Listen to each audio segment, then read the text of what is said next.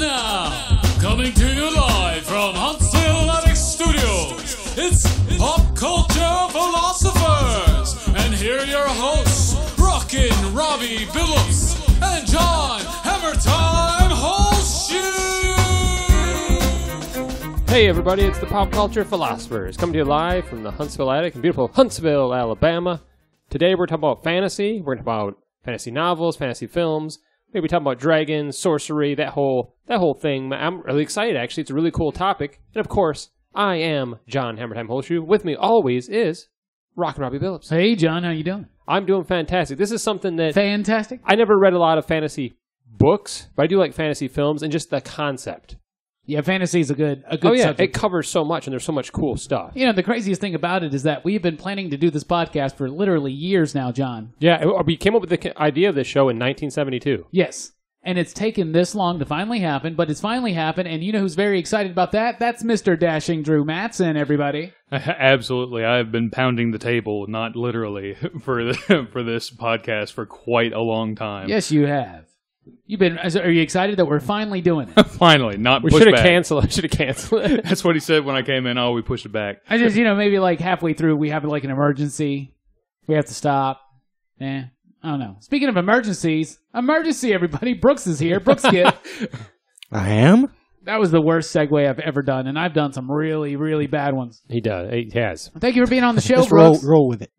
Brooks is an old school fantasy fan, just like Drew. Both of you guys love that the dungeons and the dragons and the sorcery and the Skeletors and all that stuff, right? Skeletor. Skeletors and sorceries. All right, Brooks. Well, let me ask you. Let's start off here real quick. Why do you love fantasy so much, Brooks? That's just something that I've always enjoyed, even since I was like a little kid. I think a lot of it has to do with He-Man, actually. Because He-Man was like the first toy line I can remember being into. Yeah. And it's a very fantasy-oriented toy line. And Yeah, it also, is. like, when I grew up, It's got swords, it's sorcery, Yeah. Skeletors. It does have Skeletors in it. Skeletors. Yeah, He-Man.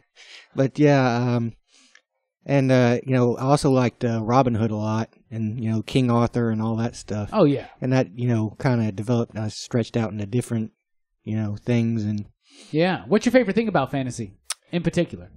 I like the how rustic it is, I guess. There's not a lot of fancy technology. It's blades and arrows and magic and Yeah. Okay. You like the medieval aspect of it at times. Okay, absolutely. We'll castles. we'll get into a lot of that later on. Drew, why do you love fantasy? It's a chance as an adult or someone to experience magic again. And that's something we don't have a lot. And it's a chance to experiment with different types of stories in entirely different settings. And it's like different races, different planets. Everything can be completely what the author wants it to be. Oh, yeah, absolutely. What are your favorite bits of fantasy? My favorite bits, if a book series has a great magic system, I'm all in, because that's why a lot of my favorite authors, they just have it completely set out. They don't try and overcomplicate it. Everything can be easily understood. All right, that's super cool. I'm right there with you guys, especially with Brooks, because like He-Man and the Masters of the Universe, I mean, like that's like it right there. My first introduction to fantasy outside of the Bible. But straight up, I love the magic. I love the dragons, all that stuff. I think the important thing about fantasy is that it uses and stretches the imagination. And it uses that imagination to do something with allegory and metaphor, and to actually tell stories that are real world stories in a fantastical setting. And I obviously I'm not the hugest fantasy guy. I'm more of a sci-fi guy, but they're very similar. They're very similar genres. It's the same thing. It's just take away the technology, throw in some swords and Skeletors, and you got fantasy, right, John? What do you think? Some swords and Skeletors. Yeah. Some films even may cross that threshold between sci-fi. I'd say Star Wars is a sci-fi fantasy. But yeah, I like the. I would say Star Wars is a fantasy sci-fi. Okay, goddamn. No, I mean that, meaning it's a fantasy first. Yeah, my introduction, of course, was Masters in the Universe, He-Man, Skeletor, all those. Big fan of Buzz Off. So I like those characters. I like those designs. That really got me into. I like the whole Ram thing. Man. Ram Man. Ram Man's the most fantastical character What out there. about Many Faces? Oh, dude, I love Many Faces. He has many faces. I love their names. Their names are really clever. That was my introduction to it. And then later on, obviously, other films and other books. And I just like that. And I like the same stuff like Brooks likes. I like the medieval stuff. So I like swords and then, of course, dragons. Sorcery, are awesome. dragons, Skeletors. Yeah, the whole kit and caboodle. So speaking of kit and caboodle, talk about bad segues today. Roll with it. Master Universe is one of those that gave us this great fantasy world, at least for my introduction of fantasy. And some have built up these giant fantasy worlds. In some book series, some films. I might start with Drew, since Drew is seriously like the biggest fantasy fan I know. He even plays fantasy football. Sure do. Sometimes. Wait, There's very little fantasy in fantasy football. No. Like there's no swords. That's a misconception. There are swords and Skeletors all around. Yeah, until you've seen a quarterback fly on a dragon, you have not seen shit. I'd want Skeletor to be my QB. He can't throw worth a shit. Yeah, I think you'd be a better tight end. Yeah. That makes sense. So some of my favorite world builders, of course, like Tolkien started very early in the 20s and started building this massive world and just got bigger and bigger and bigger as it went on. But my favorite today are Brandon Sanderson. He's done Stormlight Archive, Mistborn. He finished Wheel of Time. He did. Okay. Yeah. He finished it after He did Robert finish Jordan. it. Yeah. He was the successor, I guess, to that. Yeah, the actual chosen successor. Yeah.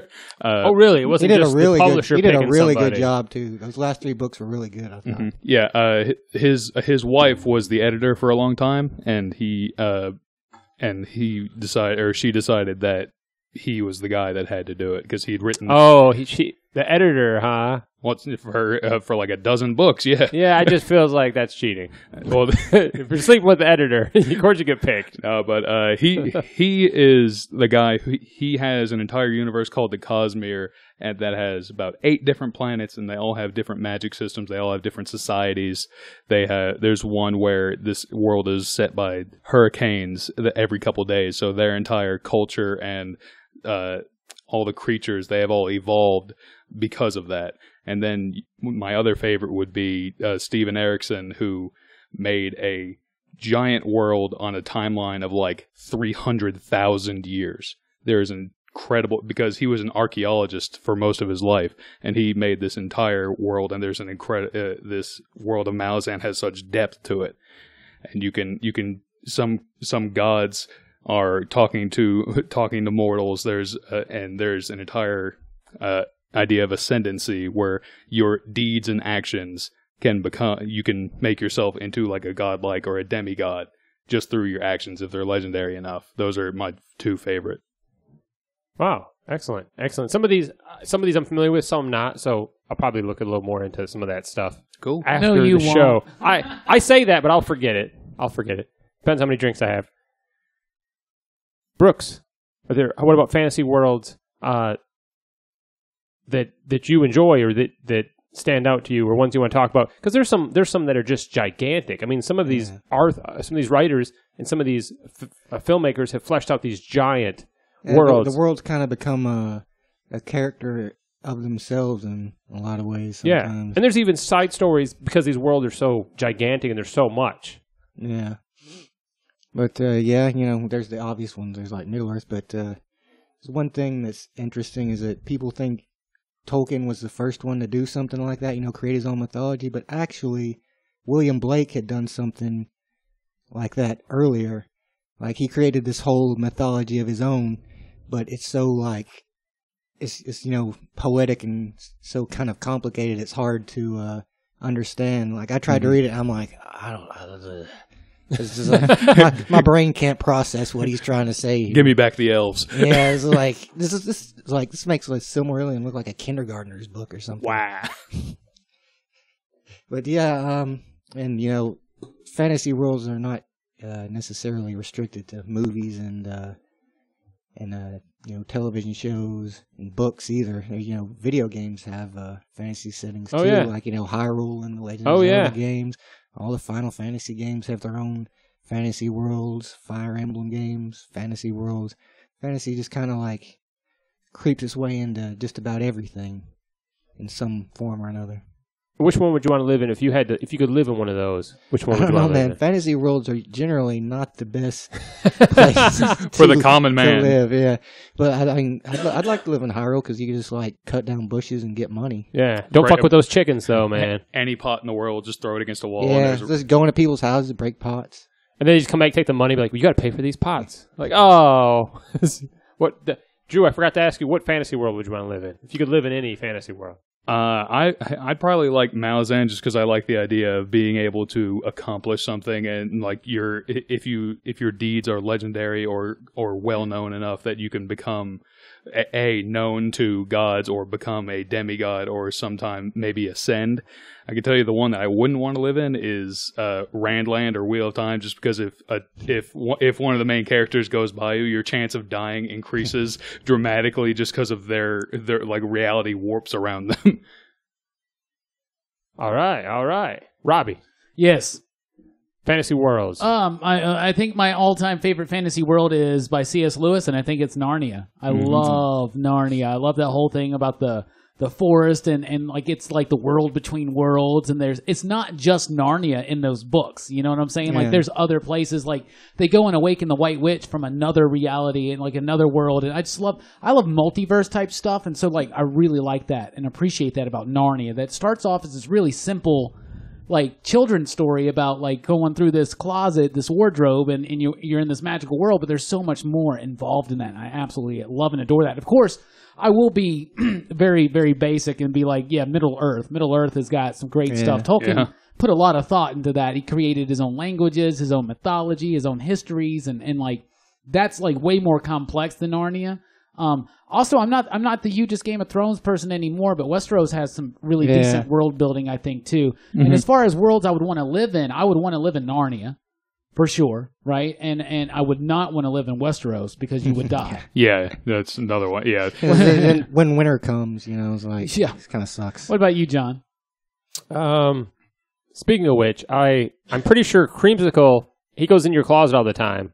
I'm wondering if he's going to like some fantasy world. He is a follower of Aslan. Oh, okay. I will say that that. makes sense. He's lying to himself. He's going to Discworld. He's not he's not a tame lion, but he is good. Yes.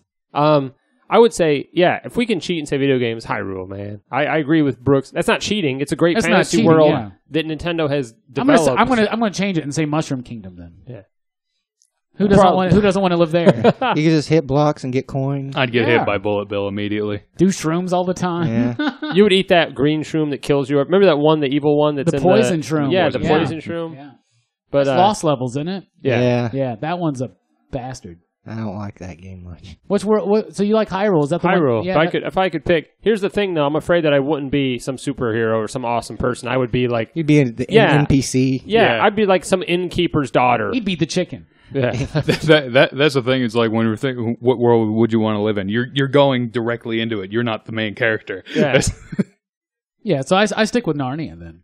Yeah. Yeah. All right. So, these fantasy books and stories and novels and video games and all this stuff, they have very, very common themes and motifs, obviously. Like every time we do one of these genre-specific episodes, we do like science fiction or we do westerns or something, they all kind of pick up on the same themes. A lot of the same themes kind of carry over from film to film, right? Wouldn't you say, John? Oh yeah, I would say, and some of these themes actually carry over to different genres as well. Absolutely. But we're more dominant in fantasy. Absolutely. Some common themes real quick. Of course, good versus evil. Oh, yeah. Right? I mean, you always got the heroic hero and the villainous villain. And then, of course, a lot, almost every movie and story takes that hero's journey thing, Joseph Campbell and Carl Jung and all that stuff, right?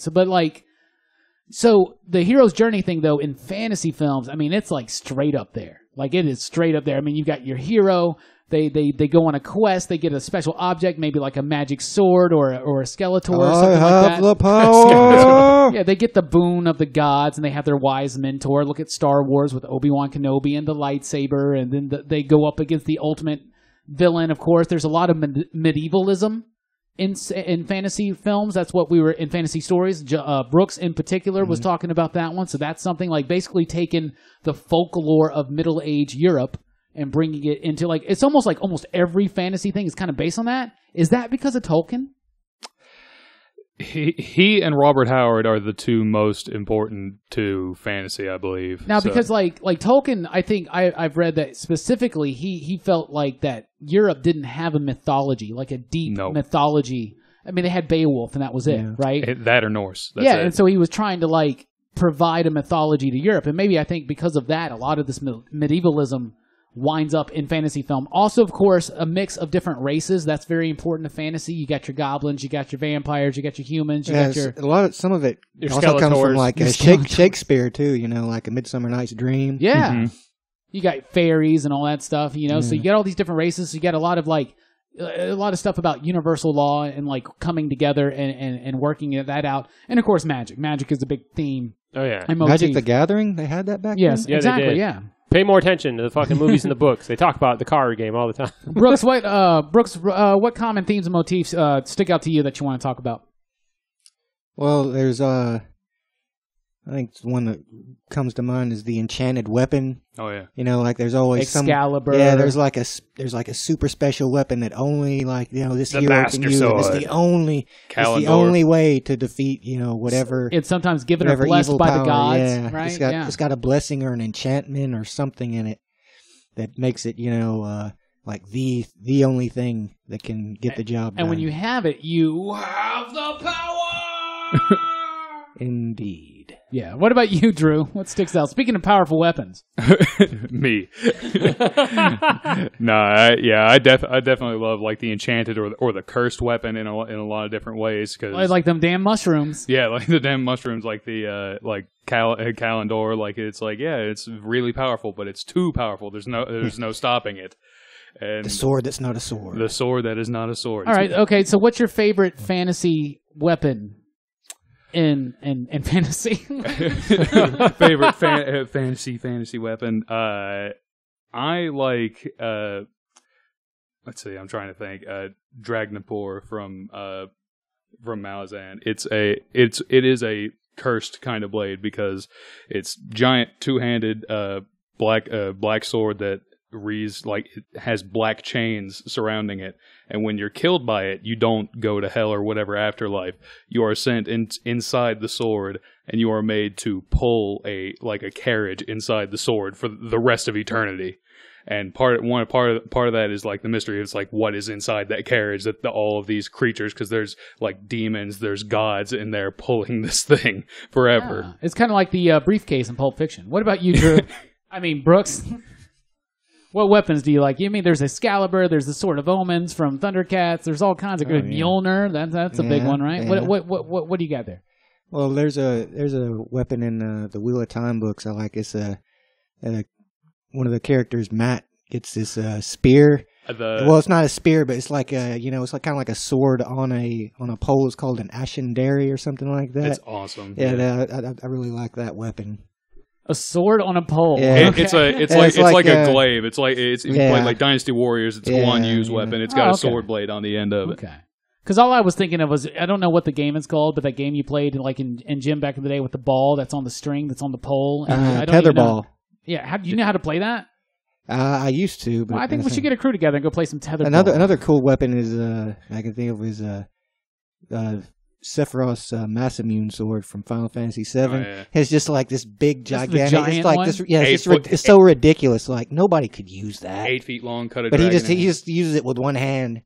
It's ridiculous. If I got to pick a favorite weapon from fantasy, it's going to be Skeletor's staff because I like Skeletors. What a badass staff. But I really also like the Dragon Dagger from Power Rangers. What about you, John? First of all, what's your favorite weapon from fantasy? And what are some common themes and motifs that stick out to you?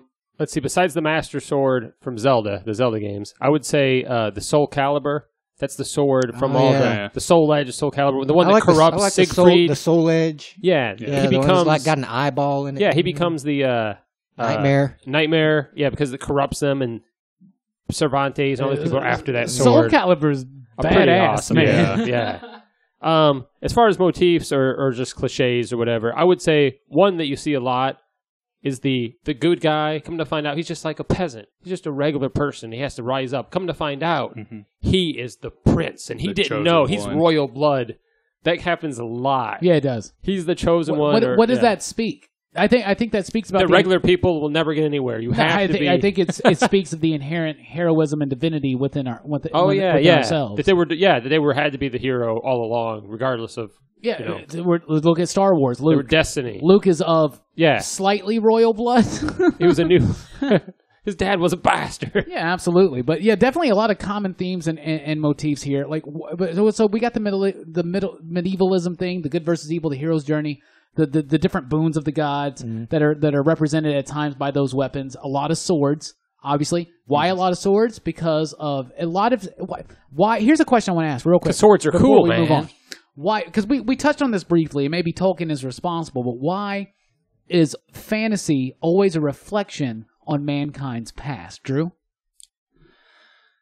Because it's a way to look at history in another way. Like, you can examine mankind's follies in a different setting, because some stories can remain the same no matter in what world.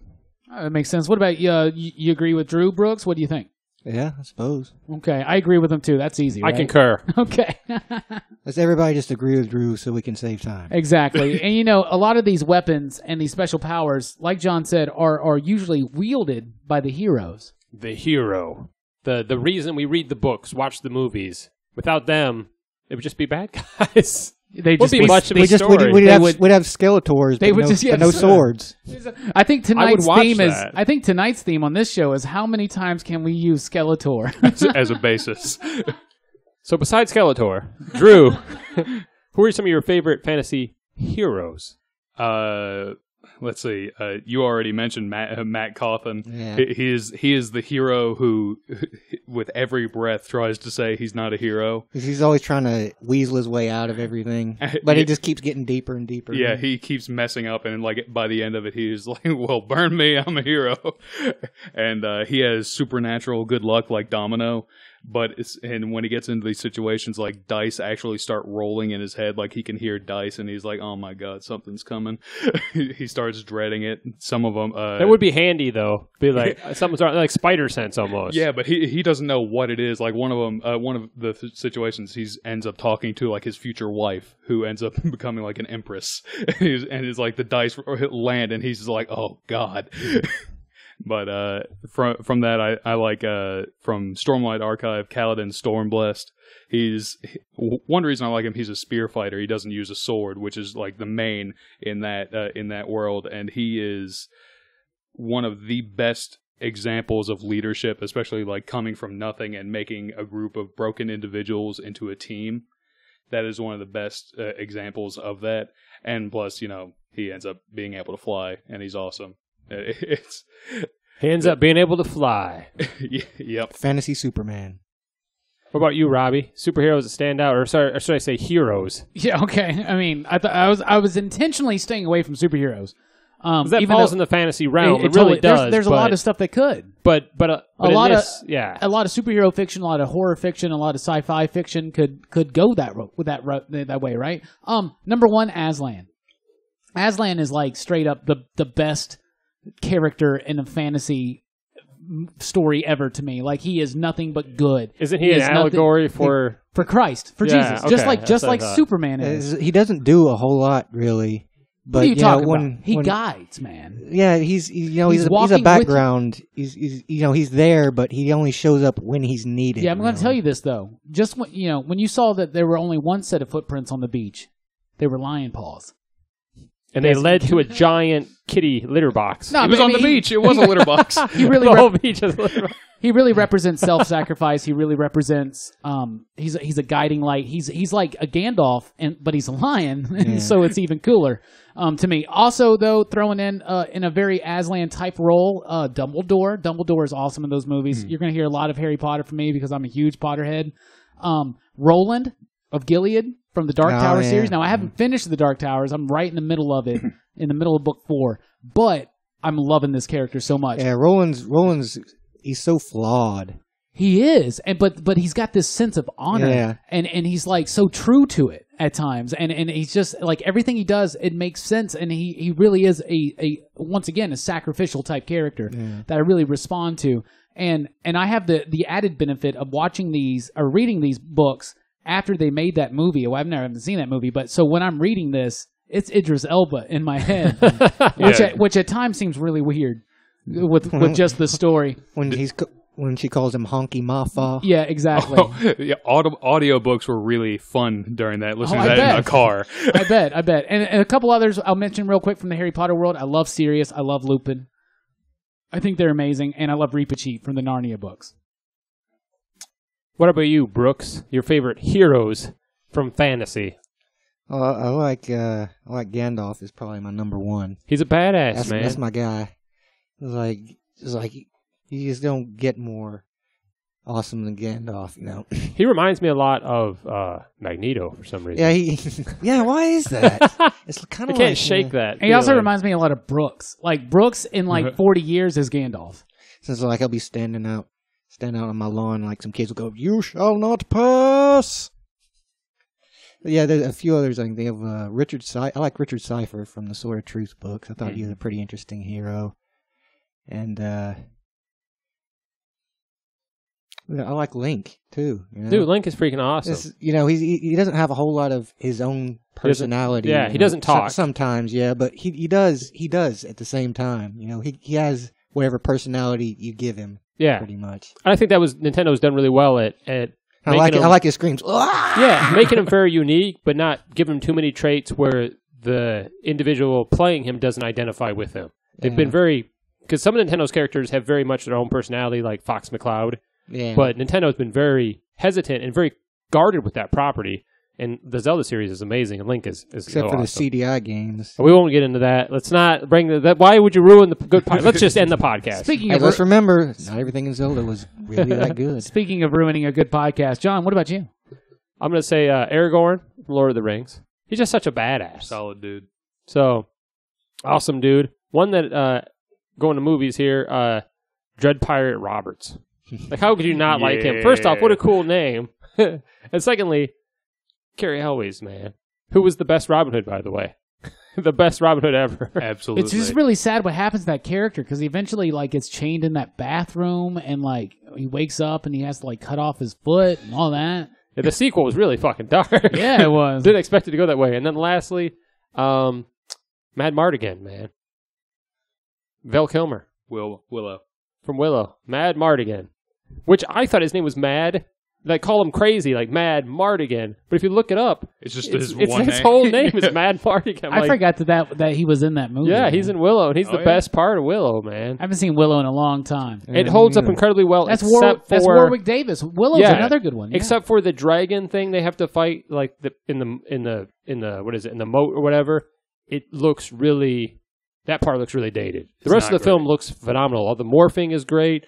The little people, little mice people or whatever look good. Yeah, Lucasfilm, Ron Howard, awesome film. I think they should do something together this year. Ron Howard and Lucasfilm. That would be amazing if they worked together. It could be cool. Yeah, that'll never happen. So that was our favorite heroes. We're going to take a little break. When we come back, we're talking about our favorite villains. We're talking about fantasy. This is Pop Culture Philosophers.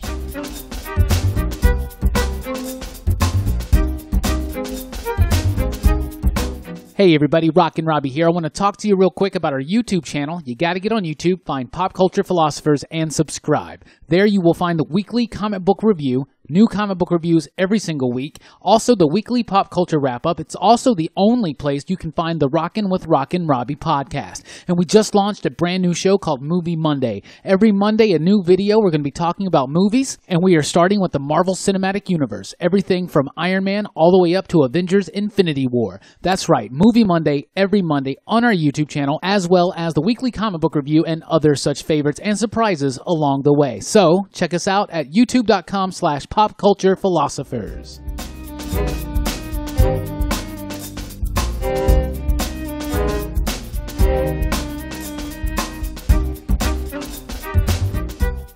Welcome back to Pop Culture Philosophers. We're talking about fantasy. We just talked about our favorite heroes before the break. Now we're talking about our favorite villains.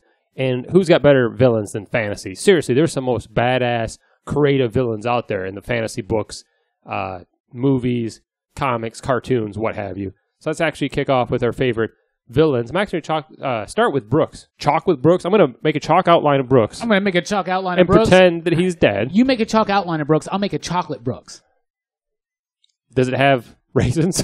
Why would you put raisins with I almost chocolate? thought you said, does that have racism? And I was like, no. Brooks is a pretty cool guy. I would Yeah, think that Brooks, he's not. Brooks does not come with Yeah. racism, but he might come with raisins. But Yes. Speaking of raisins, he's more Brooks. likely to come up with chocolate. Anyway, Wow, we really jumped the shark. I have no idea what happened Man, there. you guys are so dumb. Favorite villains, Brooks? Ones that stand out in your mind, ones you love. Well, there's one that I don't know if any of you guys would know about, but he's from Skeletor? Are you talking about Skeletor? No, he's not Skeletor, but he's from a video game series. He's from the Fire Emblem series. He's the Black Knight. Oh, okay. Oh, He's yeah, just- yeah. Dude, the he's Fire just- Emblem series he's is just this phenomenal. He's just this big dude in this huge black armor with a big sword. And I think the thing I like about him the most is his theme music is very it's very like kind of Imperial March, like doom, like impending doom coming toward you. Another one is another video game one was Golbez from Final Fantasy IV. Yeah. So he also has a cool musical theme, but as far as books go, I think Melkor from the Silmarillion, he was one that I really liked because he got Sauron in the Lord of the Rings books. He's cool, but you don't really know much about him. Like he doesn't really do a whole lot, whereas Melkor does a whole lot. Yeah, it's a lot of it his story. Yeah, it's like he basically creates evil. Oh, shit. Yeah. Yeah, he's the devil basically. Good selections, good choices. I actually expected some that I didn't get from you. So I was quite surprised, man. Ganondorf? Yeah, I was saving it for my list. I was expecting Saruman. I was like, Yeah, he man, stuck my I didn't want to toes. steal. I didn't want That to was steal mine. all your shine, man. Well, you just did, you son of a bitch. no, you did. Oh, You I stole did. your I own did thunder. by stepping. I'm not going to chalk outline your body. And We're done. I'm still going to make a chocolate Brooks though, that's with fine. no racism. But it will have raisins. Chocolate and raisins don't go together. Robbie, Oh, they can. I guess we'll find out when you cook. Okay, When you right. make that. Yeah, favorite villains? Yes. Number one, Skeletor.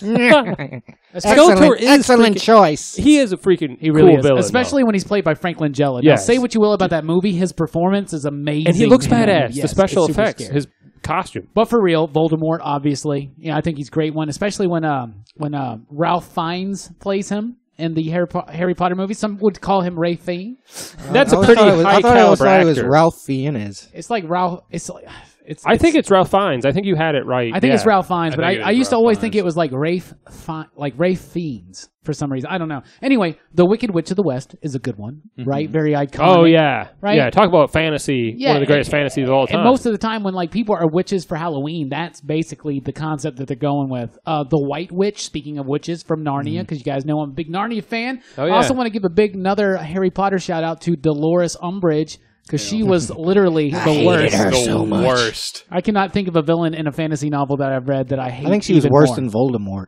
Yeah, and another one, a big props and shouts Big prop out. Big prop out to to Tim Curry as the Lord of Darkness in Legend because that makeup is great. That Dude, voice, that that's- costume, it's so yeah. scary. It's great. But those are my favorites. My absolute favorite, though, if I had to pick one, is probably Voldemort. Man, I really think that is like you don't like 7 or 8 movies really. But like it took a long time. It took years for them to build up in the novels and in the movies that this dude's even coming. So like I've never seen a villain more built up than Voldemort. And when he showed up in the books, like it was not disappointing. And when he shows up in the movies, it's not disappointing. He shows up, he kills fucking dude from Twilight, and it's just all. He doesn't even kill the dude from Twilight. He commands another dude to kill the guy from Twilight. Kill the spare. Anyway, Voldemort, what's up? All right. Wow, you're pretty intense And about Skeletor. Skeletor. I like the villains with no noses. Yeah, that one. Drew. One that Speaking of no noses, one of my favorites is Ishamael or Moradin from Wheel of Time. He was like one of the most respected dudes in like the ancient era, and then he basically ran an equation that turns as like, well, the only way that this war between good and evil is ever going to stop It's like, is it the only way evil's going to win? So I'm just going to join the evil side. Oh, that's fucked up. And by the end of it, like, and because the wheel of time, time is a circle, it keeps repeating over and over again. And by the end of it, he just wants this cycle to end. He wants to break the wheel and like fade, like never be reborn again. He wants it all to end.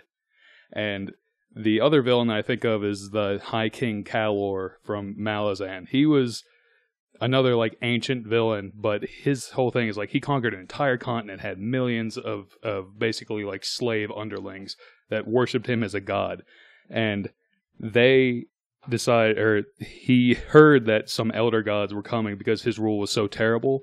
He killed all of his people so that they couldn't be free, like so that nobody else could have them.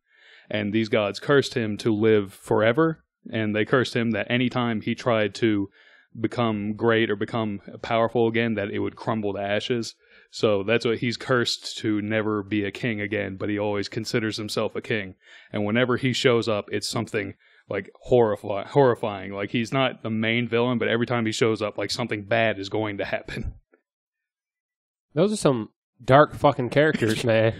You took the show in the direction I didn't expect. Villains, man. Yeah. Well, those are some cool backstories. I mean, they give those characters more depth than just like, oh, he's a bad guy with a skull mask or whatever. So those are some great choices. I'll throw mine in here real quick before we go to the next segment. Ganondorf. If no one's mentioned it from Zelda. Ganondorf, Dragmar, King of Thieves. Mm-hmm. I'm also going to point out, and this is going to films, David Warner as evil in Time Bandits. He was also the bad guy in Tron. David Warner's just a great actor, and so he does a good job as these villains, but they're villains in film only. And then, of course, the greatest villain of all time, the Goblin King from Labyrinth, played by David Bowie. What a great villain. I thought you were about to say Skeletor. That's that codpiece. Remember, I'm assuming that's a codpiece because the way he's wearing his pants. Maybe he was just, anyway, we won't go into that. We'll go into that. Let the man rest. But he had such great hair. He's got that voice and that, he was David Bowie, man. Oh, yeah. So how awesome to have him in any films. Incredibly charming villain, and that's what he was supposed to be. Yeah. He's seducing people, basically. We'll send you to the bog of eternal stench. And then, of course, the greatest villain of all time, Skeletor from Masters of the Universe. But really, go back and watch Masters of the Universe film. There's some problems with that film, but it was Frank. What's his last name? Frank Langella. Langella. He does a great job. He's not one of the problems. And his makeup and everything, he looks awesome as shit. And he's got that goddamn staff. Yeah, he does. He's got the staff. With That's all that with matters. the ram horns and the skull and yeah. So Skeletor is so badass. The actual Masters of the Universe had some great villains. And really did. I would love to have been on that creative team for the names and stuff like that. And then you had all the guys from Snake Mountain. Oh, man. How awesome. All right. Okay, so Brooks mentioned this when he was talking about his favorite villains. He was talking about how the video game villains had very specific music. Great. That went with them, right? Some great soundtracks. There's some great music in fantasy film. So let's talk about that real quick. I got a few I want to mention, first of all, because I don't like people stepping on my toes. First of all, I'm going to leave off some things that I think you guys might talk about. But Danny Elfman, Edward Scissorhands, and Big Fish. Those scores are brilliant. They are amazing. Absolutely brilliant. Michael Dana did Life of Pi. The music in that film is just beautiful. It's also visually stunning film. Yeah, it's a great film. Mortal Kombat. That's fantasy, right? And let's not sleep on Queen in Highlander. Okay? Dude, yeah. Right? We are the princes of the universe. Yeah, and Flash Gordon. And Who Wants to Live Forever, for instance. So, but those are some good ones. I got some other ones to listen to here, but I think some people are going to mention those. Drew, what is your favorite music in fantasy film? In fantasy film, I mean, Howard Shore kind of like crushed it every time he went for it. That's one of them. And I was about to say, every time that he did music for Lord of the Rings or The Hobbit, just absolutely crushed it. You think of his music. The original theme for Harry Potter, the na na na na na, like that always pops into my head. Oh, John Williams, that's another one. Yep. Wait, yeah. John Williams did the Harry Potter? Yeah, he did Harry Potter. Did. Yeah, I did not know that. Yeah, it was good. We were talking the other day about the greatest composers of all time, and I said John Williams is the greatest composer of this era and the greatest movie composer of all time. Yeah, and in that conversation, I mentioned Harry Potter. I guess you don't pay attention. Yeah, I don't listen to you. I just hear I just hear myself speaking, and then I zone out. Anything else, Drew? No, you guys have been mentioning video games this entire podcast, so now I've got Nobuo Uematsu stuck in my head because he did all the Final Fantasies. Yeah, if we were talking about video games, the Final Fantasy Yeah, one that I soundtrack's probably amazing. my favorite. Yeah, Brooks, go ahead, is, please. Is Sephiroth's theme from Seven, the one-winged angel thing. Hey, that's a movie. That's in a movie. Advent Children. Yeah, it is. And it has, Oh, there you it's go. like they mix this classical composition with this like heavy metal guitars and stuff. It's really awesome. Anything else, Brooks? Syphilis' theme. Anything specifically from a live like a movie or anything? Well, you know, I mean, you like Howard Shore, right? Yeah, of course. I have all the Lord of the Rings soundtracks, and they're all great. Like that soundtrack really captures the mood of Middle Earth. Yeah, and look at even in The Hobbit, like that whole Misty Mountain, like that song, like it's beautiful in that movie, right? And that's from the first Hobbit, right? When the dwarves are singing that song, Yeah. and they're in Bilbo's house, Misty like, Mountain High. Misty Mountain High. Oh, wait. What? That's not. That's something else. So I think some of the best music in it Oh, actually is like the Ring Wraith theme and stuff like that. Yeah, it's good stuff. Yeah. Yeah, It's what about very appropriate for the what they're doing. Like for he does such a variety of stuff for the Lord of the Rings, and it's just also so beautiful and so epic. Seriously, that's one of those movies, man. what about you, John? The soundtracks for those movies. I'm going to mention Lord of the Rings, so I'm going to mention it yet. The soundtrack for Skeletor. Skeletor, Wait, movie. There's no Scott. When I think of fantasy, the song that always gets stuck in my head is a song that I grew up with as a child. Mariah and it's Carey. the damn Never-Ending Story theme. Oh, I thought you were talking about Mariah Carey. Yeah, the Never-Ending Story theme, man. Never-Ending And if you listen to it now, like if you're not of that age and you wouldn't listen to it, it might sound generic or like it was made for a movie. But I love that damn song, man. And I would sing it. Want me to sing it? Is that what you're waving at me for? No, I was saying you can move on to the next subject whenever you want, but if you want to sing let's it, all please get do. together and sing Yeah. the Never-Ending. Let's do it. Ready? Never-ending story, never-ending story. Oh, Skeletor. That was My Little Pony. Anyway. Speaking of Never-Ending Story, hey, that's a fantasy thing I didn't think of. Yeah, those are good, right? Yeah. My Little Pony. fantasy My Little- and literature. Yeah, whoa. So, What's literature? I think Hold on, is there a You He-Man book? talking about books and such? Is there a I'm talking Skeletor about- book? I'm talking about on the printed page. The show's going off the rails because of Skeletor. Go ahead, John. I'm sorry. I So, apologize. Yeah. So, what's your favorite book written by Skeletor? Why He-Man sucks. No, we wouldn't have these great films, these great video games, if it weren't for these great fantasy novels. So, and I haven't read a ton. Probably the last fantasy book I read was the Houdini hamster book. That's not a fantasy. It's a fantasy. It's about a hamster, but that's not in the right. I was like, I had no I idea think what we're you in the right I'm no like, idea, yeah. I was Yeah. with you. I was like, all right, yeah, rock on. There was a book I read called Houdini the hamster. I was a kid, but and we got one of those Scholastic book programs. Anyway, Oh, okay. I'm jumping. So, fantasy and literature. We'll start with Drew because you probably read more and talk more on your Facebook page about fantasy and literature, about what you listen to, because you're reading stuff. When don't you listen to books on tape? Yeah. For your job, right? Yeah. Not for your job. It's When not like you're paid to do that. No, That would be I- a pretty fucking awesome job. I'm pretty sure they're digital. I don't know if he has any a tape. Do you got a Walkman that Yeah. you carry around? No, I don't. Just get those from a rest stop. Yeah, he's got them on CD, but he's got one of those portable CD players that always fucking skipped. Remember those things? What a terrible... Sorry. So, Drew, fantasy and literature. Speak to us, man. Most of what I do listen to them on audiobook, so oddly enough, the narrator can influence whether I like it or not. But the ones that jumped out to me are Malazan, because that guy, not only did he give us 10 books in 10 years, which is unheard of. Holy shit. Yeah. But it is the most quotable series, because I post quotes from it all the time. Like, you can find anything you want, like about life, death, grief, compassion, which is one of his main themes about the importance of compassion, why we humans hold it so dear when we should give it freely and in abundance, and the importance of it. And let's see, the other ones that, of course, The show just got fucking deep right just now. that's a great series. You got Dresden Files when I want something lighthearted. Dresden Files, they're pulp concerning like a wizard who has his number in the phone book under wizard. Oh, are you fucking serious? Yeah. I always thought it was pulp, but I didn't know there was any Jim, sorcery or anything like that. That's Jim Butcher, right? Yep, now, Jim Butcher. I've heard many good things about that series. It actually had a TV series too. I was about to ask, did they ever do that? Because it sounds like something that would really lean itself towards television. It had one season, and it starred the Detective Lance from Arrow. That's who played Dresden. Oh man, I love him. Yeah, but that I'm surprised he's not dead yet on that show. But that series is, I went from Malzahn into that just because I needed something to bring me up.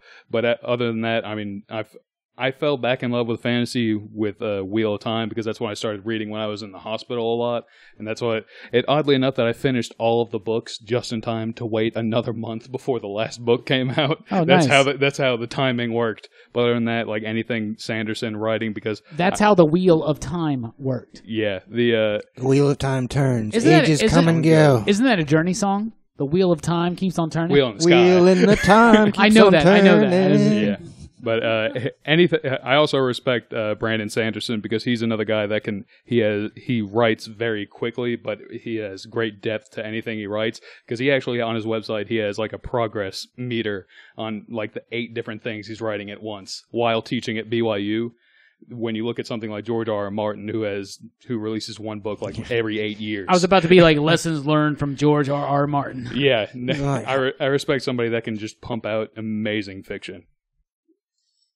So not just putting it out for the sake of putting it out, they're actually putting out great stuff. Yeah, in a great. It's not like they're rushing it, just be like, oh, we'll do a book a year, but let's just phone it in. And it's one guy too. That's a big thing too. It's not like it's a joint venture or something like that. It's not quite the Babysitter's Club. So how honestly the last book on tape I listened to was the Nightfall Saga, in the early 90s. Like from like Batman? Yeah. So how is the production quality? I mean, who are you getting? Are they getting like celebrities to read these? Are they doing special sound effects? Does it depend on the publisher? It depends on the publisher. Oddly enough, Dresden Files, you guys will love this. The guy who is the voice of Dresden in my head is James Marsters. It's Spike. Oh, Buffy. man. But is it his Californian accent, though? Like his normal voice? Or is it that Spike British accent? No, it's his normal voice unless he's doing something like Isn't that. it weird to like hear him as Spike and then hear him for real and be like, whoa. Yeah, one of my favorite... Dude's from California. The thing that I love, like, there was one book that I just, like, they actually messed up, or he messed up, like, he read something, and he goes, it's like, oh, it's behind his neck. Ah, fuck. And then he just rereads it like they forgot to edit that part you out. serious? Yeah. Every time I get to it, I wait for it. Every time I get to that book, I start dying out laughing. Oh, you got to share that, man. That's fun. That's funny. Brooks, you can read. Brooks likes books. Yeah. So, Okay, moving on. Robbie, Thanks for stating the obvious. what books have you enjoyed? What fantasy and literature? What's some of your favorites? Which ones you want to talk about? Which ones stand out to you? And Brooks, you being able to read, that's not quite obvious. I take offense to that. Well, I think Brooks is obviously- actually well read. Yeah, I am actually. But obviously I've read all the Lord of the Rings and Hobbit books and Silmarillion. I've read all the Wheel of Times; those are really good. I've read the Sword of Truth; that's a really good series. Dark Tower is a good one. But we haven't really talked much about fantasy comics really. Oh yeah, Like the old Conan the Barbarian comics. Oh, Like, yeah. those are. I like the. They didn't start off as comics, Brooks. Yeah. But I mean, that's what I think of. That's what I think of. Have you ever? Were they short stories like Arthur C. Clarke? Right? Yeah. No, Robert Howard. Robert E. Howard, Yeah. yeah. Red Sonja was another one too. Were those short stories or something like in like magazines, or was it a series of novels or something? They do have novels. I think there were some like that. They were collected in like an anthology, but I know most of them are following Conan's journey. Yeah. Wasn't the old Conan stuff Marvel? Yeah. Who is it now? Comics, yeah. Well, it went to it went to Dark Horse for Okay. a good long time, and Kurt Busiek. If you like the Conan comics from back in the day, which of course I did too. Like my stepdad had Savage Sword of Conan, Yeah. and I used to read those like crazy, man. And but like Dark Horse got the rights for a while, and Kurt Busiek did a really good long run on there with Gary Nord on a lot of the artwork. Then Brian Wood did some stuff. That stuff's amazing. But the big news is that Marvel has just got the rights to Conan back starting in 2019. So the way it's going, fucking Dark Horse ain't gonna have shit. So I guarantee you, Jason Aaron and Mike Deodato are going to be doing some Conan comic books, man. I was waiting for Chip Zdarsky. Oh, that'd be a good one. You know, Donny Cates would be a good one too. But straight up, Jason Aaron, Deodato, they got to do the first one. They got to. Besides the Conan comic, what else? And Red Sonja, you said. Red Sonja. Sonya. Sonya? Sonya. Sonya? Sonya? Sonja. Sonja? Sonya. Sonny? Skeletor! Say it, Skeletor. Besides Red Skeletor, what else? And then books. He mentioned a lot of books. Still on books. We're still on books. Is there any other one you want to talk? I was going to ask Robbie, but is there any others you want to speak about? We didn't want to jump over you. Oh, yeah. As I'm I'm sure We're not there's playing like, leapfrog here. I'm sure there's some I'm forgetting, but right now that's all I can really think. Okay, of. those ones that stand out in your mind. Yeah, those are the main. Basically, mainstay. basically what he's saying is, no, I'm done. Move on. I'm done. Move on. Okay. Well, you're not getting any chocolate Brooks cake. Yeah. Is it a cake? Is it more like hell a with brownie? you, Is then. it more like a brownie? God damn. What's the Brooks. consistency gonna be? Milky. That sounds terrible. What about you, Robbie? You can also read. Well, I mean, one of my favorites is Skeletor's My Struggle.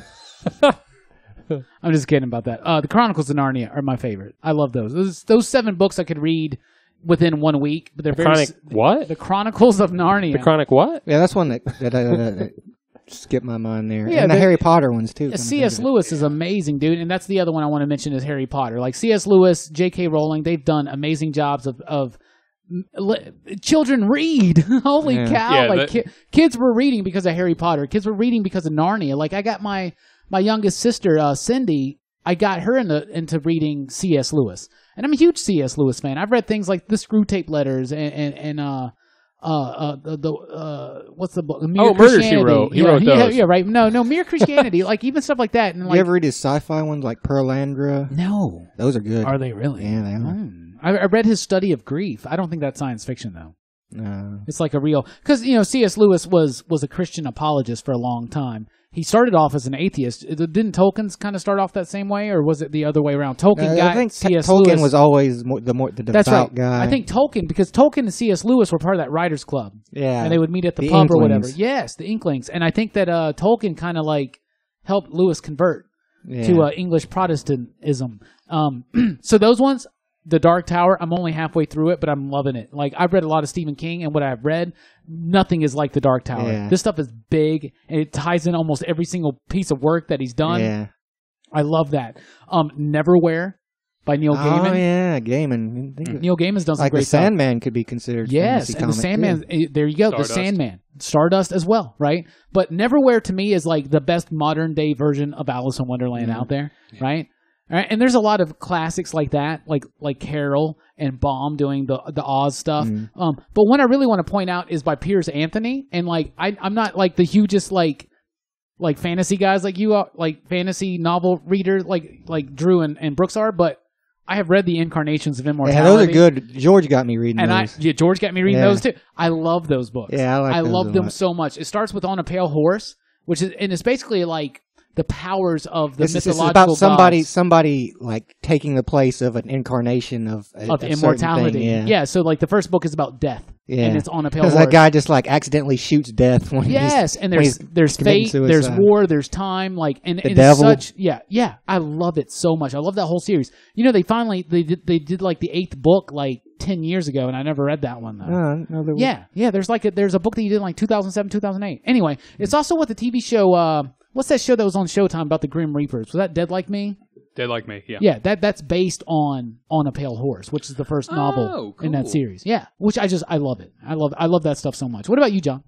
I haven't read a lot of fantasy books, to be honest with you. My fantasy knowledge is from video games, from movies. I've read books, but I don't know if I've ever read a fantasy book, or at least finished a fantasy book. I'll pick up something, but never complete it. So I feel like... you ain't never read a Star Wars book or nothing? No, Okay. I really haven't. I need to read more. I agree. And that's weird that I led this segment. I'm like, I'll lead this segment about books. Yeah, you could have said something Yeah. before. You never read Darth Vader versus Skeletor? No, Dude, I read this. a classic I read, of the genre. Yeah, I read the Skeletor biography called Skeletor. I, But that was I thought it was No, called, You're saying it wrong. It's Skeletor. and the subtitle is "I'll Get You, He-Man." But if I have, I don't recall. You know what I'm You know- saying? I don't recollect. You know, there's a lot of these properties. You know, you were talking about things like The Wheel of Time, starring Pat Sajak. It's amazing stuff, right? But like, there's a lot of, I think there's a lot of worlds, a lot of like Dark Tower. So they made the movie, right? Yeah. But how much better would Dark Tower be as a TV show? They're making one. Yeah, I mean that would be the best. Well, they way, were gonna actually, make but one kind of tied into that movie, and I don't know what's gonna happen now after I the don't think they reaction. can. That movie was an open and shut case. I think. Okay, Yeah, but not great. you know, but that would be a great TV series. So let's talk about the fantasy television series and what our favorites are. I'm going to immediately just pop out here with Masters of the Universe starring Skeletor, Get that done with. but I Lost. We need to. You should count how many times we mentioned Skeletor. Yeah, we should drink every time, but not really. Wait, That's if you're bad drinking idea. like high grade liquor, People are you're dying of dead. alcohol Yeah. poisoning all over the world. Anyway, television series that are fantasy. Lost. I'm going to talk about Lost because Lost to me is straight up fantasy. It's great. It's fun. It's a little bit of sci-fi. You're not going to get me talking about. Yeah, I'm Lost, not going to baby. get you talking about it. Drew will go on for like hours talking about Lost. Lost, Buffy the Vampire Slayer, Stranger Things, Yeah, kind yeah. of a little bit, Yeah, that's the line. and yeah. Gargoyles. Oh yeah. Yeah, talk about some music, right? Yeah, talk about some music. Speaking of dun dun dun dun dun dun dun, what about you, Brooks? What are your favorite television series that are based on fantasies? Well, there was one that was on for a while. It was Legend of the Seeker that was based on the Sword of Truth books, which I really liked. I think it was canceled though after like the second season, and it doesn't really adhere that closely to the story from the books. It kind of does its own thing, but I thought it was really interesting. I liked what they did with it. So I was kind of bummed that it got canceled. Yeah, so okay. early. Okay. Is there anything that you think would be a good, like something you've read that hasn't been adapted to television that you think would be like something like Wheel of Time or I think Who knows what? I think Wheel of Time could be a really good and interesting series. It's like, especially if it has it has money behind it. Yeah, I was Too going to long. say, You it know, sounds like Game like of it might Thrones have to money. be, big it's budget. too long for movies. Yeah, I think that's one of the biggest problems with fantasy on television is you got to have some money to do that. Well, yeah, and there's another thing is like there's a lot of anime fantasy shows yeah, too. you're more than Like, welcome to there's talk about them. There's the Seven Deadly Sins. This is one I Great really show. liked. Fairy Tale is really good. Record of Lodoss War. Full Metal Alchemist Yeah, Brotherhood. yeah. I'm a big fan of Trinity Blood. I guess that could Yeah, count. Trinity Blood yeah. could count as kind of a fantasy. Yeah, world Neon itself. Genesis even could count Yeah. because there's like the angels and all I'd that say stuff. it's more sci-fi, but it does have some fantasy aspects. Yeah, it does. To it. Absolutely. Very fantastical story. Yeah. Of course, you didn't mention Fantasy Island. Oh, sorry. Anyway, what about you, Drew? What are some of your favorite TV series? You said there was the Dresden Files one, and was it Yeah, good? It was. No, I wish they made it weird. They made his he has a talking skull that's his helper and his like thesaurus or encyclopedia on everything magical. That's crazy. I heard they're doing the same thing for Indiana Jones Part 5. Oh god. It's one of the Crystal Skulls is now his partner, Yeah, but and it's played by Shia LaBeouf, which is weird. oh, he's back. But no, the one you got to talk about nowadays that has gotten everybody into dragons and etc. is Game of Thrones. And we didn't mention that theme when we talked about music, but that's a great theme song. Oh yeah, I don't know if anyone skips that ever, even if they're watching a season on demand or anything.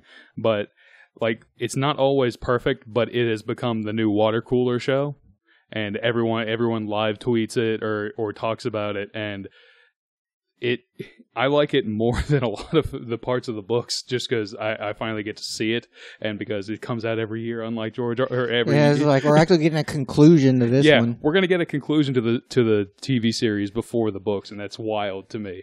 But Like I'm gonna have to reread every book before the next one comes out. It's been so damn long. yeah, but you got Supernatural, the song that will never end. Those two guys will be hunting monsters forever. Straight up. Yeah. I'm surprised they haven't done an episode with Lamb Chop yet. Well, they did the. They did the Scooby Doo. Yeah, they did the Scooby Doo one. But no, and then you go to animation. You've got, Adventure Time. You've got Adventure Time's a great show. I was going to mention regular show. I don't know if that counted, but it does, doesn't it? Like regular Yeah, show's it fantasy. has has less fantasy elements, but they're talking creatures. it's more like LSD influenced fantasy, but it's Yeah. still. But You could see it as like a kind of a twisted Narnia. Yeah, animation still you got like Avatar and then Legend of Korra. Oh, Avatar was really Legend good, of too. Korra I liked more because it was kind of steampunky because technology had advanced and it was incredibly diverse in that world. And then the other thing, a newer show that's very fantasy based is The Ancient Magus Bride. Is one that's like very much classic fantasy. It is the closest that you can get to like a Miyazaki show without him being involved at all. Okay, super cool. Another one that I didn't mention is the BBC versions of the Chronicles of Narnia with the puppets and all that stuff. Like I loved those when I was a kid, man. I thought they were so cool. Another thing that is the Terry Pratchett Discworld movies and stuff. Like I haven't seen a whole lot of them, but I have seen. Terry Pratchett's the guy that did Good Omens with Neil Gaiman, right? Yep. Yeah. But yeah, they're doing a Good Omens TV series. There's a movie called The Hogfather, which it's like a Christmas kind of movie based in Discworld that is really good. I really enjoyed. Oh, that's super cool. Speaking of Christmas movies that are really enjoyable, Movies. John, what about you? Television fantasy. I can think of some animation, not a lot of live action. At least it seems like a lot of live action gets cut short. So I didn't watch a lot of fantasy live action, but animation, like you said, Masters of the Universe was big influential on me as a kid. I had all the damn figures. I had Castle Grayskull. And then the D&D cartoon, man. Remember that cartoon from the 80s? Oh, no, cartoon. not Tiamat again. Just regular kids, and they get sucked into it, and then they get involved in all that. So And that's they got kind of that cool. Little, dwarf wizard dude. Well, he's not a dwarf, but he's like a little short wizard dude. Oh, yeah, the little wizard. Yeah. Do you remember What about the Legend of Zelda cartoon? Oh, man? Lord. Oh, my God. Excuse me. And they pretty much, unfortunately, Nintendo didn't have a lot of say in really any of the animated shows in the 80s. And that's why they're so guarded. That's why we don't get those with their anymore. properties now. They're like, we're going to control what we do with our properties. You know, you mentioned that Dungeons and Dragons cartoon, and then you mentioned Tiamat or whatever, right? Is that Tiamat, yeah. the dragon, right? I remember there was an episode we were doing, was it 90s animation or it was something, but like straight up, like Jeremy Day mentioned that cartoon, and he was like, Jeremy Day to this day is pissed off at that show because he's like, there's no way they defeat Tiamat like that fast. No, they're trashier. There's no way they could beat Tiamat. He was like, do you remember that, John, when he was like super busy? Yeah. Oh, it was great. But anyway, there's a lot of good sci-fi, fantasy television out there, obviously. But a lot of good movies too. And we're about to hit our top 5 favorite movies, but first we're going to hear from you. But first, we're going to take a break here on Pop Culture Philosophers Fantasy.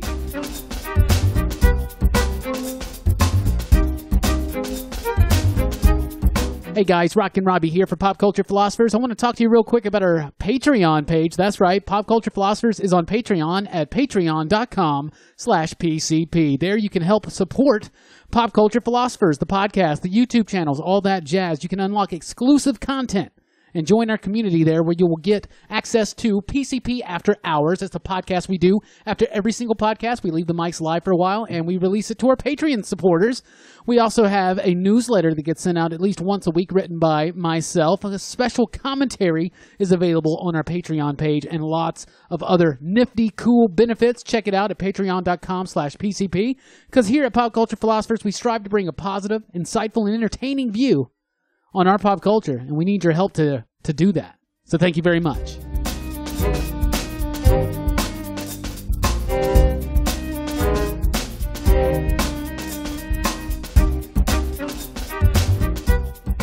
Welcome back to Pop Culture Philosophers. We were just talking about our favorite fantasy television, and I think we're excited to talk about our top 5 fantasy. Before that, though, Robbie, I think you reached out to the social medias, the Twitters, the Facebooks, the MySpace, the Google. Doesn't Google have one? Do people use that anymore? What's the Google one? I just love Google Plus, and I love how you do the same joke every segment. Every time we do this social media segment, you do the same joke. No, actually, this time we only went through to one source. The Google. PCP The Army. Google. No, the PCP Army.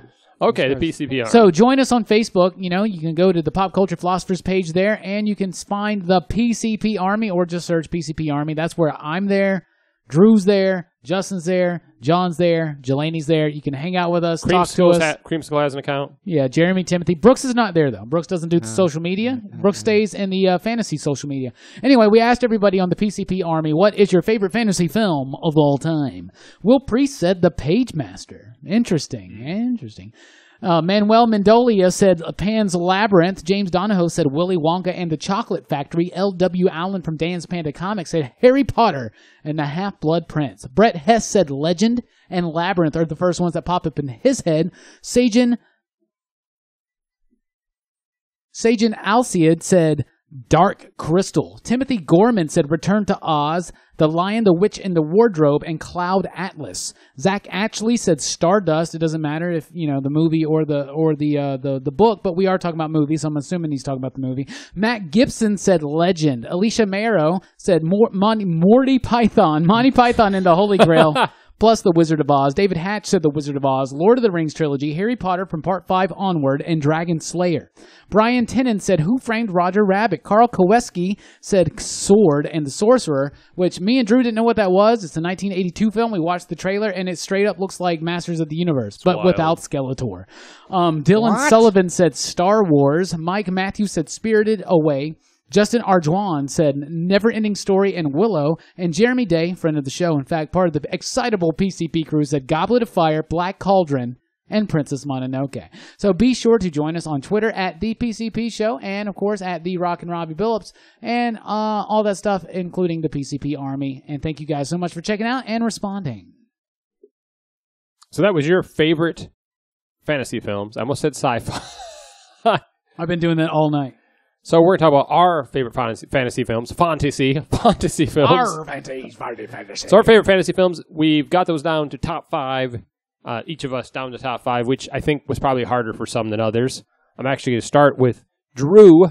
We're going to go in reverse clockwork order. Again, the listeners can't see this. They don't give two shits. It's called counterclockwise. Yeah, it is. I think it is counterclockwise. Oh, how about that? We'll just edit all this. We don't edit the show anymore. We'll just edit that part. We'll just edit Brooks out. Brooks, son of a...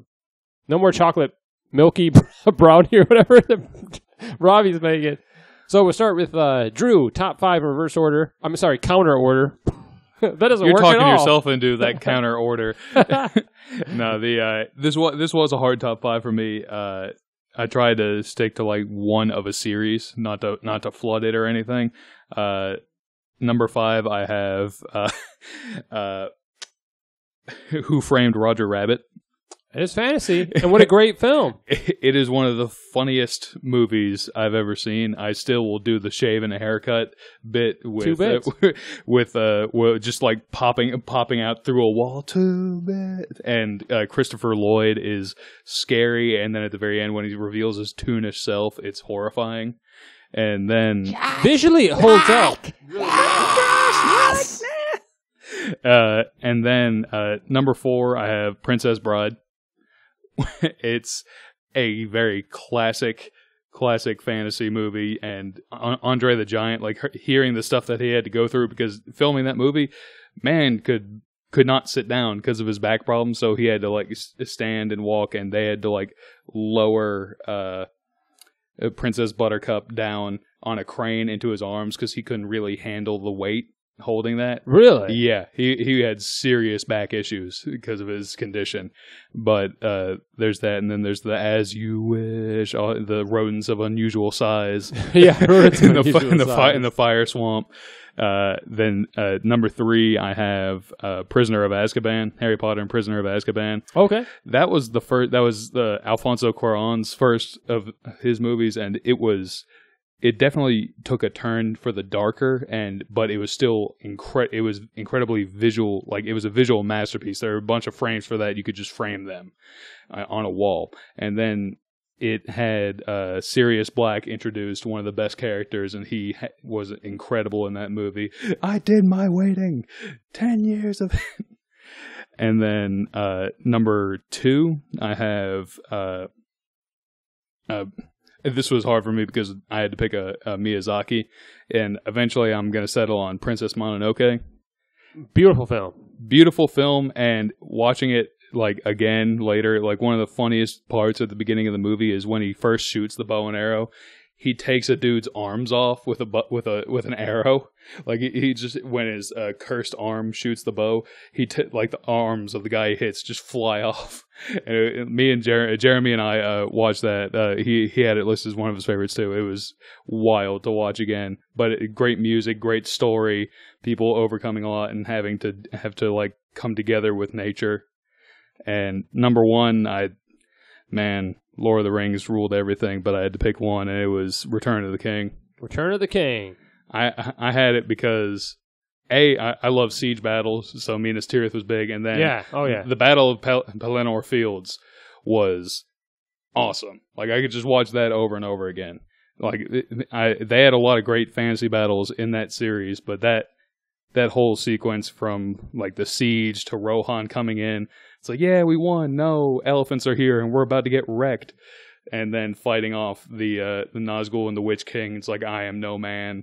And then you have then Aragorn and everyone showing up at the very end with the army of the dead. It's just and it was nominated for like 1 million Oscars and won 1 million of them because it was just one of the best movies ever made. Yeah, it's super epic. It's shot beautifully. The music's great.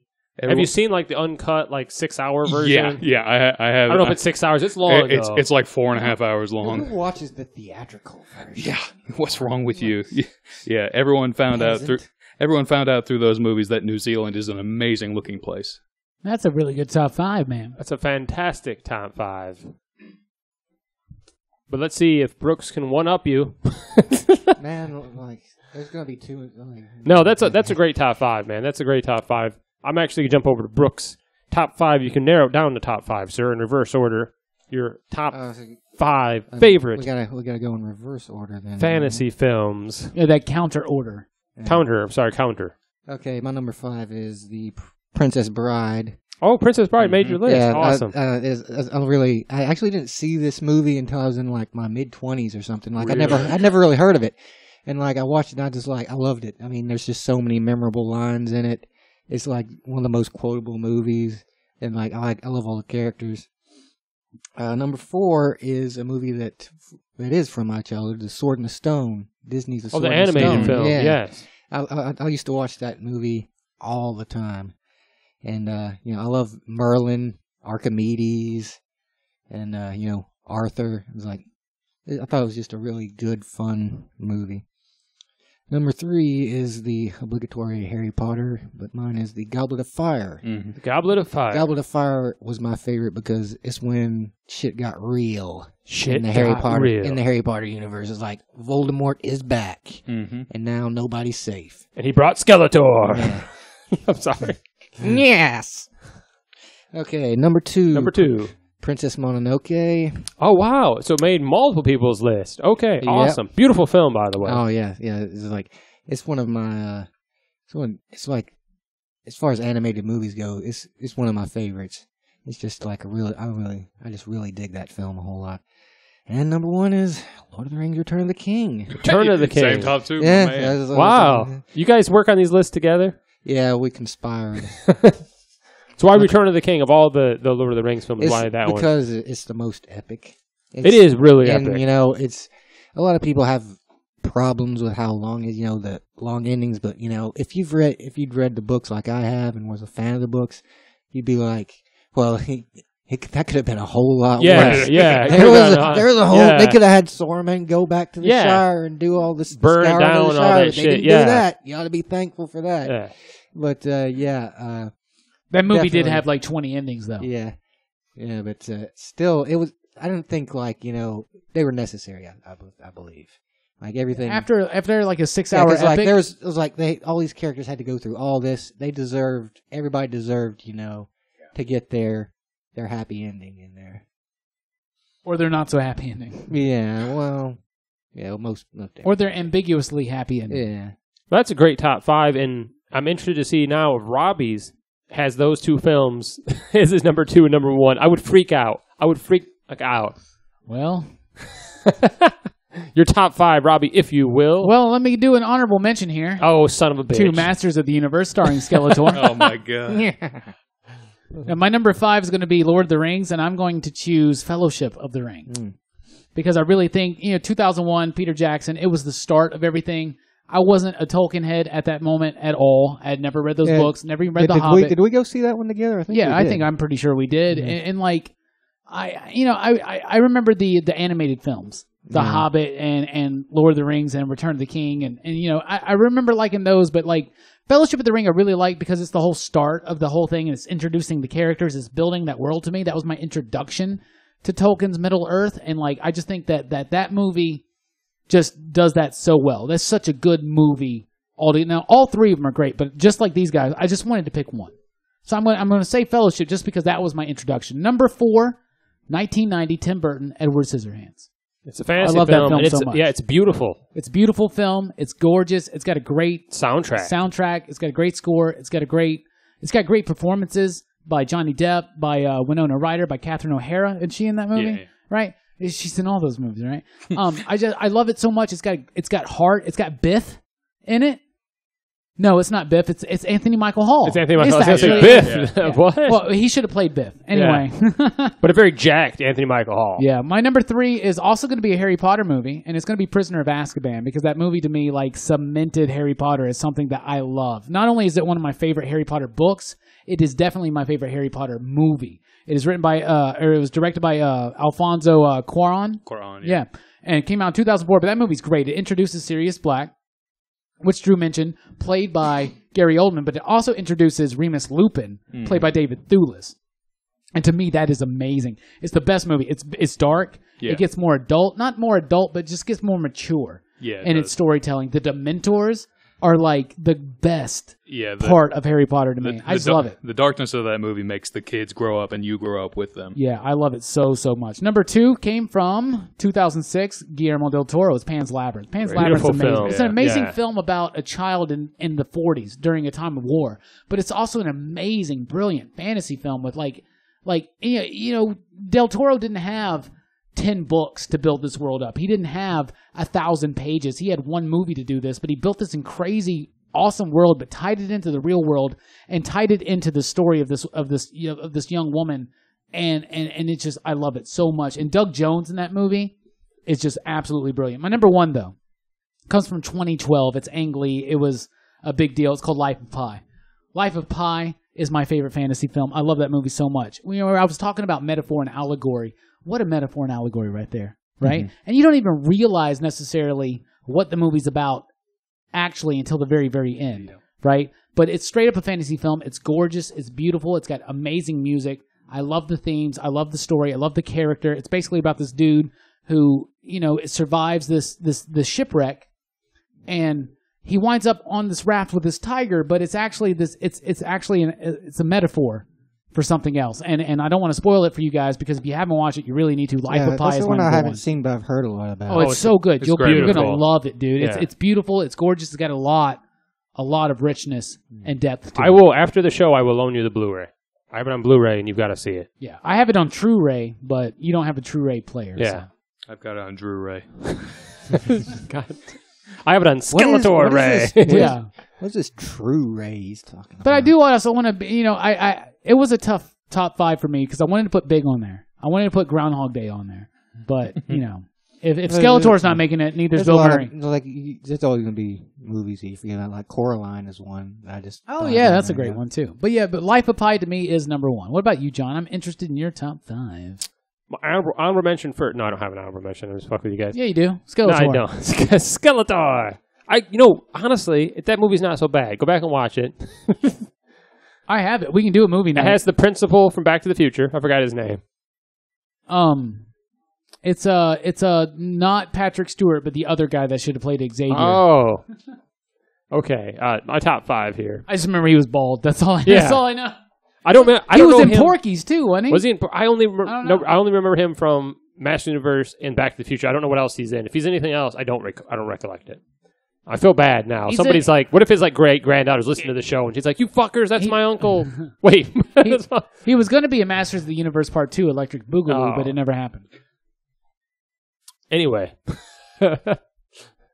my top 5. I'm going to start with my number 5. Which is, I'm surprised nobody's mentioned it today at all. Hook. I love Hook, man. It's a good follow-up to the original, but mostly it's the cast. Robin Williams does a great job, and Rufio. who steals the show is Dustin Hoffman as Hook. Dustin Hoffman is so amazing in it, and the fact that that's Dustin Hoffman, he's got the facial hair and the wig, and, he, obviously later on when he takes the wig out, it's little old Dustin Hoffman. Literally a mustache twirling villain. Yes, exactly. So I love Hook, and again, I think it was a cool, got Dante Bosco in there too. a cool follow-up to the original story, like a cool concept. And I thought it was a really cool film. And number 4, Neverending Story. I watched that as a kid maybe 500 times. We would rent it all the time. I think eventually we ended up buying it on VHS and just, I think wearing it out. The soundtrack, the special effects, the part where he loses his horse. That's a horrifying part. Yeah, that was probably that's probably the first thing I ever watched as a kid where I cried, like, you get attached to this horse. I'm a little kid. You shouldn't go through that kind of shit, man. No. You shouldn't go through that shit. Number 3, Labyrinth. David Bowie. Isn't Jennifer Connelly is the main? Yeah. She's the one trying to get her brother back? Yeah, it's Jennifer Connelly. Very young Jennifer. Dark Crystal. She's not in Dark Crystal. Okay. I think they're all Muppets in Dark Crystal. They're all I Muppet remember- movies to me. I remember in Muppet Babies, they used to always when they'd open the door and there'd be clips of Labyrinth or maybe some other kind of Jim Henson movie. Or a Steven Spielberg movie. Yeah. So Labyrinth, I just again, David Bowie's awesome, but visually it's amazing. Jim Henson's special effects are amazing. Awesome. Love that movie. I didn't realize it was actually directed by Jim Henson, which I did not realize that. That was something I did not know. Number 2, one of my favorite films, when we talked about the 80s podcast, we did 80s sci-fi. This came up. Time Bandits. Terry Gilliam. It is a fantasy, him going back through time, meeting these little people and going on these adventures, and they're bandits. When they're running from the supreme being, and they encounter evil. David Warner is the bad guy. Great bad guy. Visually, it's awesome. The soundtrack is amazing. George Harrison, of course. Love that movie. But my number 1, my favorite fantasy film, I'm right there with Robbie, Pan's Labyrinth. Maybe that wasn't your number 1, but it's on your list. It's on your list. It was my number 2. It was your number 2, Pan's Labyrinth. I knew it was going to make other people's list. But it's visually, it's amazing. I think Del Toro is a great director, and he's got a great eye. Visually, he's done some amazing stuff. Some would even say eyes on his hands. Yes. Some would say that. It is beautiful, sometimes terrifying. The soundtrack's great. It's very dark. It's very, you'll walk out of the movie theater depressed and sad after this movie. It's a very human story. Yeah, it's great, man. It's fantastical. It's a fantasy film, and he does a good job. And I don't know. I don't think, as great as a director he is, and again, there's other films he's done that I've really enjoyed. I don't think he's ever done Pan's Labyrinth. I think that's his peak. I think that might be his best film. Yeah. I said I don't think he did it. He did it one time. Yeah. And a lot of people are praising, what's the new one, the water one? Shape of Water. Lady in the Water? No. That's M. Night Shyamalan. Yeah, he did. And I'm just still, I think Pan's Labyrinth is his best work, and I think he's a great director, but it knocks it apart. That's a really good top 5. I'll be honest Beautiful with you, John. Out of everybody here, right? Me and you, the guys that are not the fantasy guys, right? We have the best top 5s. We have the best top 5s. You guys didn't have Pan's Labyrinth. Yeah, I like Pan's Whatever, Labyrinth. man. I was really disappointed that none of you guys had any films with Skeletor. Honorable mention. Screw you. So, thank you guys for being on the show. Great top 5s. And I had a great discussion here. There's a lot of books and a lot of series now that I'm more interested in checking out. Right, John? Yes, Okay. So, I concur. as we end the show, first of all, Brooks, thank you for being here. I really appreciate it. We immediately, as soon as we knew we were going to do a fantasy podcast, like about 72 years ago, we knew that we were going to get you on the show because you're a big fantasy guy. Yeah, this is before we even knew you. Like, if we met a guy named Brooks, he's got to be on that show. Yeah, and you introduced me to a lot of fantasy. You gave me The Lord of the Rings. my Lord of the Rings. And The Hobbit. And too, The Hobbit, right? yeah, and I love them. Thank you so much. So why does fantasy matter? We've talked all night about why we love it, but why does it actually matter? Well, this is like, any other kind of literature, and it's just a way to kind of look at ourselves in a different way, in a more interesting way, It's like, it's like some people are interested in, like historical text and, like real life things. But some people are less interested, like me, in that kind of stuff and relate more to the more fantastical, imaginative stuff. So it's just, it's just a kind of a way of, seeing yourself like you can imagine, like, what kind of hero would I be? Or, what kind of adventures would I go on? Yeah, I like that. I like that so much. So thank you for being here. Drew, thank you so much for being here. Just like Brooks, when we came up with this idea 72 years ago, we immediately said I'm sorry, I turned my mic off. We immediately said, what happened? We immediately said it's got to be Brooks. Skeletor strikes again. It's got to be Brooks. It's got to be Drew. So why does fantasy matter? Matters because we finally got this podcast made. It's just another way for you to experience a child's imagination as someone who might be fully grown, and it's another way to experience a different type of story in a world that isn't tied to Earth, or can be, but it has a different flip to it. Like Narnia, like the world exists, but you're in a different realm. Or like Dresden Files, dude takes place in Chicago, but he is a wizard. Or the Dark Tower. Or Dark Tower, many world. Yeah. Or Equestria. Yeah, or Equestria. My little brony. My little brony. Yeah, that's a fantasy world I'd like to go to, actually, is Equestria. Like, nothing bad happens there. Well, I mean, come on, man, right? Really? When Q shows up, it gets pretty dark. Well, yeah, but I mean, like, how dark, really? What about when the four horses of apocalypse the show four up? My Little Ponies of the apocalypse? Yeah, pestilence, famine. No, seriously, thank you for being on the show, guys. I really appreciate it. I'm right there with you, man. It's about the imagination. It's about using our imagination to create these otherworldly or innerworldly type tales about the human experience, like things like Pan's Labyrinth, yes. like Life of Pi, like Lord of the Rings, like Narnia, like the Dresden Files, even, right? I guess, right? Whatever, right? But like all that stuff, right? And like, so it's about the imagination, metaphor, allegory, meeting together. This is the hero's journey. This is something that we love. This is something we can respond to. That's why I think it matters. I think it matters today just like science fiction matters, just like drama matters, just like comedy matters. It's an escape, but it's also an escape into reflection of our lives. What about you, John? Well, that got fucking deep. I don't think I can keep up with you there. That's what I do. think, really, it's the best, form of escapism. The fantasy is probably the earliest form of escapism in novels, and as far as like, before there was a dominant sci-fi, and it's just the world can be dark and bleak sometimes, and sometimes just escapism is important, man. Fiction's important, and fantasy does that and does it so well. And they, those worlds, they're built up. There's some amazing fantasy out there, so it's important to have that. Pan's Labyrinth is a good example of that, because in the movie, it's her fantasy world that gets her away from this bleak, with the Spanish military and everything, and it's important, man. It's without fantasy, any type of escapism is important, and fantasy is right there up there at the top. Yes.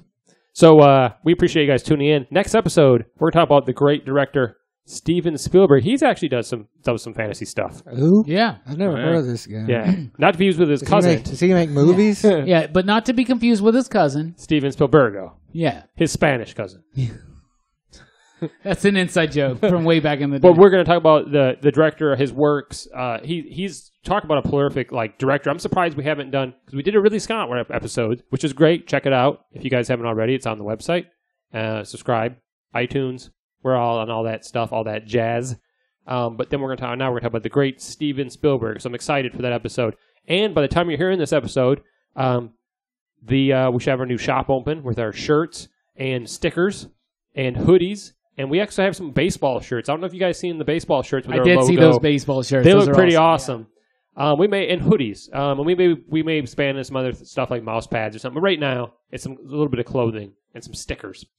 So check that out. It'll be up by the time this episode comes out. And they can find that at popculturephilosophers.com. And we're also on YouTube. We're also on Facebook. And like I said, if you're not already subscribed and you like the show, go ahead and subscribe. We can show up on Android and iTunes. We show right up on your device. You just listen to us, or go to the site and you can download it. Listen to us at your leisure, or not at your leisure. However, it fits in your. You can listen to us in your hatred if you want. Yeah, if you're listening to some audiobooks at work, take a break. Listen to the podcast. and we'll talk about audiobooks. Yeah, and pay attention to the upcoming audiobook version of our podcast where it's going to be dramatized. Yeah, and it's actually read by Skeletor. I would seriously, I'd pay for that. That was Yeah. It was the best of times. It was the worst of times. with a special appearance by Timothy Dalton. Yes. Yes. So we appreciate you guys Friend all of the tuning show. in. And again, next episode, Steven Spielberg. We are out of here.